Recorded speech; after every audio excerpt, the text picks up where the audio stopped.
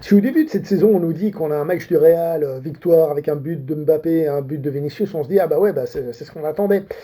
Bah, c'est ce qu'on a eu dans ce match, victoire 2-1 du Real Madrid contre le Celta de Vigo à Balaidos, donc le stade du Celta de Vigo, dans cette ville, euh, où, la dernière fois que j'y suis allé, parce que je suis allé dans cette ville, bah, ils n'étaient pas très polis, une dame pas très polie, voilà ce que je retiens, bref.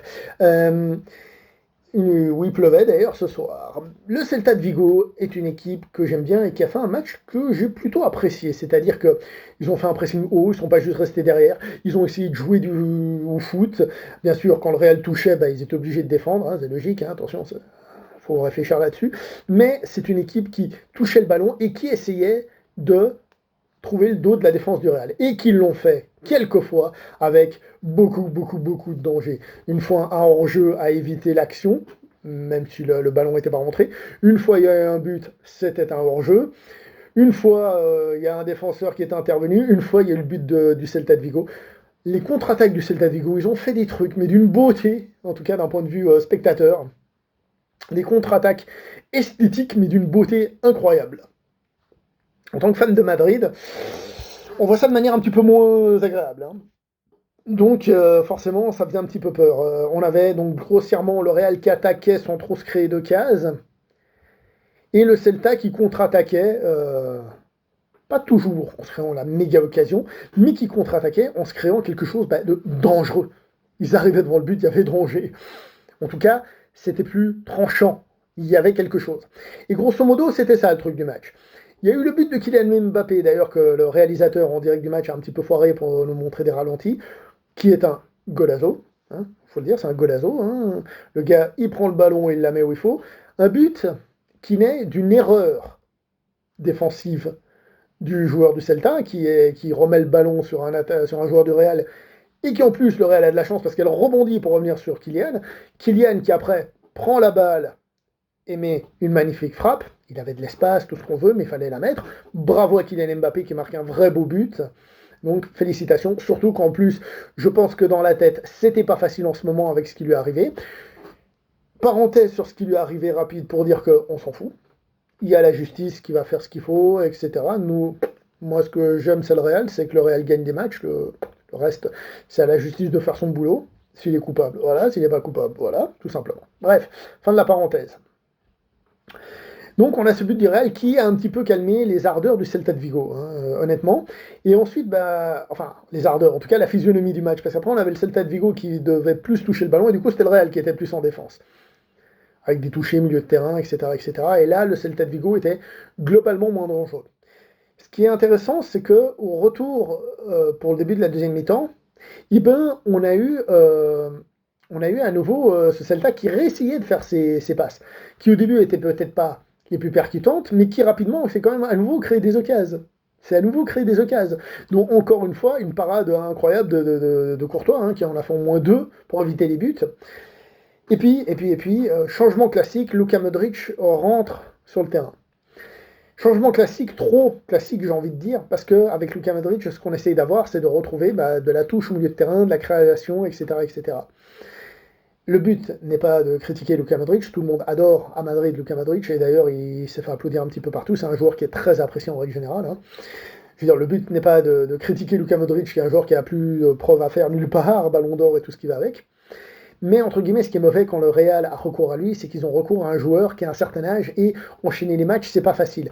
Là, il a joué avec la Croatie comme d'habitude à fond la caisse et donc quand il revient à Madrid, bah, il faut essayer de le faire jouer et bah, c'est pas tous les jours facile par rapport bah, aussi au physique, tout simplement. Il faut tenir compte de son physique. Quoi qu'il en soit, Luka Modric, il a fait un très bon match. Il a fait des courses, il a fait des interceptions et il a donné une passe décisive. Une passe décisive qui est un caviar, une passe magnifique ça passe, hein. Alors quand il commence à courir, on voit en effet que la passe elle y est depuis notre fauteuil. Mais il l'a mise parfaite. Vinicius récupère ce ballon. Le gardien qui touche le ballon. C'est pour ça que la balle rentre lentement. Et il a failli éviter le but de Vini. Et en plus, du coup, en ralentissant, ça aurait pu donner une chance au défenseur d'empêcher ce but. Mais il est rentré. Et à nouveau, on s'est calmé et c'était bien. Je profite.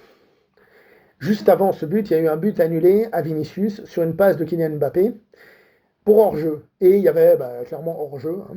Et c'est dommage. C'est dommage parce que il y avait tellement d'espace devant Mbappé qu'il n'avait peut-être pas besoin d'être devant la défense, facile à dire. Hein. C'est-à-dire de faire cette accélération. Il aurait pu juste patienter et pas besoin d'avoir le bon timing pour prendre de l'avantage. C'est dommage. Sur le coup, on a tous tiré la gueule. Surtout que pour le coup, Mbappé a bien joué. Mbappé, ça se lit, ça ne se prononce pas. C'est pas Mbappé, c'est Mbappé. Mbappé, il a eu ce ballon et il l'a pas, enfin, je veux dire, il l'a mis à Vinicius, preuve que le joueur, il était là sur le terrain et qu'il a regardé. C'est dommage. Mbappé a été élu homme du match. Ouais, non, enfin, c'est pas un match duquel j'ai l'impression de voir un joueur qui surnage devant tous les autres. Donc Mbappé homme du match, why not? Why yes aussi. Hein. Quand j'étais jeune, je disais souvent pourquoi pas. Et un pote qui disait pourquoi oui. Non, pareil, hein, peut-être banque non, peut-être banque oui. Il a marqué un but, c'était un beau but. Puis voilà, grosso modo, c'était ça. Valverde, comme toujours, en train de courir. Bellingham qui a beaucoup couru. Le retour de Camavinga, duquel on doit parler, parce qu'il avait un bandage. Deuxième titularisation après le match contre Lille. L'horrible match contre Lille du Real. Match dégueulasse. Je vous en ai pas fait de vidéo parce que j'aurais été comme un steak, j'aurais été un peu trop salé, je vous le dis honnêtement. Et peut-être que comme un steak, j'aurais aussi été saignant. Je l'avais pas prévu celle-là. Je pensais juste au sel. Dans ce match contre Lille, Camavinga était revenu, ça a fait du bien, ça a amené un petit quelque chose, mais il revenait de blessure en pré-saison. On a tout de suite vu comme le niveau a baissé, c'était normal. Et son retour fait du bien au niveau de l'énergie et tout ce qu'il apporte. Franchement, ça fait du bien. Chouameni, défenseur central, qui a l'air d'être un peu son avenir très présent, on va dire. Et il a fait un bon travail aussi, globalement. Militao, qui au début, qui a fait une action dans laquelle il s'est fait mal, et ensuite, pendant un moment, on avait un peu l'impression que peut-être il n'était pas à 100% pour intervenir et essayer de faire des choses, tout simplement. Et bon, il a tenu, et il a bien tenu le coup. Il y a quelque chose entre justement le milieu de terrain, c'est-à-dire le Celta attendait pour aspirer les joueurs, ensuite poum, faire sa passe. Il y a quelque chose au niveau du milieu de terrain et au niveau de la défense qui font qu'on a trouvé ce Real un peu trop facilement en contre-attaque. Avec, comme j'ai dit, quelques contre-attaques de cinéma quand même. Hein. La contre-attaque en première mi-temps, le mec qui fait une espèce de reprise de volet. Déjà, c'est une passe longue qui fait une reprise de volet pour la mettre dans la course de l'autre. C'était d'un beau, bordel. Il y a quelque chose qui cloche. Est-ce que ce match ressemble à ce match tranquille qu'on voulait voir? Il s'en rapproche un peu plus. Alors, je vous ai pas fait de vidéo sur le match de Villarreal, qui était ce match enfin tranquille qu'on attendait. Tranquille, non pas pour s'emmerder, hein, mais tranquille dans le sens où on avait un match que le Real, on sentait qu'il allait pas perdre et qu'il jouait. Le problème, c'est que Villarreal s'était montré très dangereux au début sur les têtes, ça aussi très mauvais hein, pour le Real. Et puis après, Villarreal a plus montré grand-chose, donc on a l'impression que Villarreal était juste pas très bon, quoi. Là, on avait cette sensation de tranquillité, mais par contre, quand ils ont marqué le but, toutes les alarmes se sont enclenchées. Le seul but du Real, c'était sur une erreur défensive du Celta. Donc, à nouveau danger, à nouveau, qu'est-ce qui va se passer? Est-ce qu'on va se créer comme un caisse? Blablabla. Il y a eu le but annulé, il y a eu le but à la fin, donc finalement, tout est bien qui finit bien. Hein, ils vécurent heureux, ils ont beaucoup d'enfants.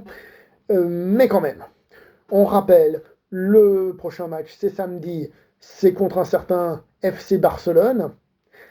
Si tu perdais ou ne gagnais pas ce match, tu arrivais avec minimum, si le Barça perdait par exemple, ou faisait match nul, hein, minimum 3 points d'écart, voire 6, et ça mettrait une grosse pression parce que s'ils perdent, ça passe à autre chose.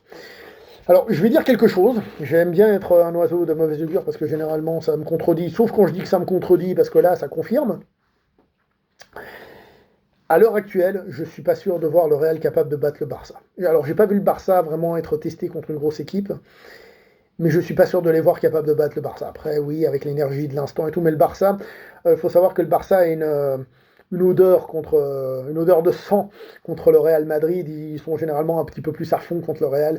Le Real qui, bien sûr, est un peu plus à fond, mais qui prennent ça moins à cœur que le Barça. C'est comme ça. Et comme on l'a dit lors du direct, battre le Barça, c'est en plus une chose, mais après aussi sur la durée, ce sera une autre histoire. Mais bon, victoire du Real, plutôt correcte, même si on a eu peur à des moments, c'est cool. Mbappé a l'air d'être plutôt concentré, MVP, Most Valuable Player, joueur du match, homme du match, pour le moral, pour aller, pourquoi pas. Et samedi prochain, par contre, là, c'est le moment, enfin l'un des le moment, parce qu'un championnat, c'est pas le moment, mais c'est l'un des le moments importants qu'il faut pas rater. Voilà. Merci à tous.